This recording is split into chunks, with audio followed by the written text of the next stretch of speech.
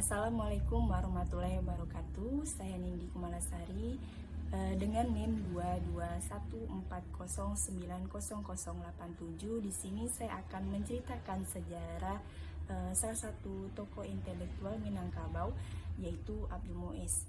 Abdul Muiz lahir pada 3 Juni 1883 di Bukit Tinggi, Sumatera Barat. Ia adalah putra dari Datuk Tumenggung Lareh Sungai Puar. Seperti masyarakat Minangkabau lainnya, Abdul Muiz memiliki jiwa merantau yang kuat. Sejak remaja, ia telah meninggalkan kampung halamannya untuk merantau ke Pulau Jawa. Abdul Muiz dikenal sebagai sastrawan, wartawan, dan juga pejuang kemerdekaan. Ia meninggal dunia di Bandung pada 17 Juni 1959 dalam usia 76 tahun dan dimakamkan di Taman Pahlawan Cikutra, Bandung. Ia meninggalkan 2 orang istri dan 13 anak. Ia menyelesaikan pendidikan di Sekolah Eropa Rendah atau ELS dan sempat belajar di Sofia, Sekolah Dokter Pribumi, selama 3,5 tahun, namun terpaksa berhenti karena sakit. Pada tahun 1917, ia sempat ke Belanda untuk menambah ilmu pengetahuan. Meskipun hanya berijazah ELS dan ujian Amtenar kecil, Abdul Muiz sangat mahir berbahasa Belanda. Bahkan kemampuannya dianggap melampaui rata-rata orang Belanda. Hal ini membuatnya diangkat menjadi Kir atau pegawai di Departemen Pendidikan Belanda oleh Mr. Aben Danon, menjadikannya orang pribumi pertama yang menduduki posisi tersebut. Namun karena tidak betah dengan diskriminasi pegawai Belanda, ia keluar dari pekerjaannya pada tahun 1905. Setelah itu, ia menekuni berbagai bidang terutama jurnalistik. Ia menjadi redaktur majalah Bintang Hindia hingga dilarang terbit pada 1907. Ia kemudian bekerja di Bandung Afdeling Bank, lalu di surat kabar Belanda De Pranger Bots sebagai korektor dan kemudian menjadi korektor kepala karena kemampuannya dalam bahasa Belanda. Pada tahun 1913, ia aktif di dunia politik dengan bergabung dalam Serikat Islam. Ia turut mendirikan Komite Bumi Putra bersama Dr. Cipto Mangunkusumo dan Suwardi Suryaningrat sebagai bentuk protes terhadap rencana perayaan 100 tahun kemerdekaan Belanda. Ia juga percaya sebagai utusan SI ke Belanda untuk menyuarakan Komite Indi Wilbert.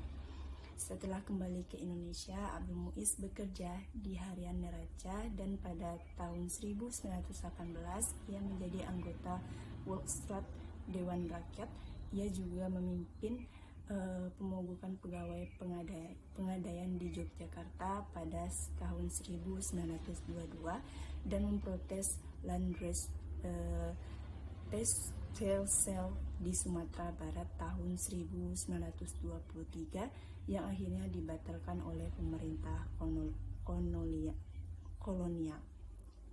Karena aktivitas politiknya, pada tahun 1926 ia dilarang meninggalkan Pulau Jawa selama 13 tahun. Meski demikian, ia tetap aktif menulis dan mendirikan Harian Kaum Kita dan Mimbar Rakyat meski tidak bertahan lama.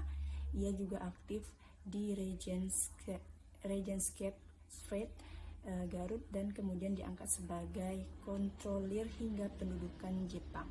Pada masa Jepang, ia bekerja di bidang sosial dan setelah kemerdekaan aktif di Majelis Persatuan Perjuangan Priangan serta sempat menjadi anggota Dewan Pertimbangan Agung atau DPA. Abdul Muiz mulai dikenal sebagai sastrawan setelah bekerja di Harian Kaum Muda, di mana ia menulis dengan inisial AM. Karya terkenalnya yaitu Salah Aswan merupakan tonggak penting dalam sejarah sastra Indonesia karena menghadirkan tema konflik batin dan sosial. Berbeda dari tema-tema klasik seperti kawin paksa atau adat istiadat. Daftar karya Abdul Muiz yang pertama itu Salah Asuhan pada tahun 1967, yang kedua Surapati pada tahun 1965, yang ketiga Robert Anak Surapati pada tahun 1953, lalu Pertemuan Jodoh pada tahun 1961, lalu Kurnia pada tahun 1958, kemudian Hikayat Mordechai atau pemimpin Yahudi pada tahun 1956, Hendak Berbalai 1957, Kita dan Demokrasi 1951, Hikayat Bakhtiar pada tahun 1950, Sebatang Kara pada tahun 1949, Tom Sawyer Anak Amerika pada tahun 1928, Cut Nyak Dien, Don Quixote Pangeran Cornell, dan Daman Belanda Sekolah Udang. Sekian, wassalamualaikum warahmatullahi wabarakatuh.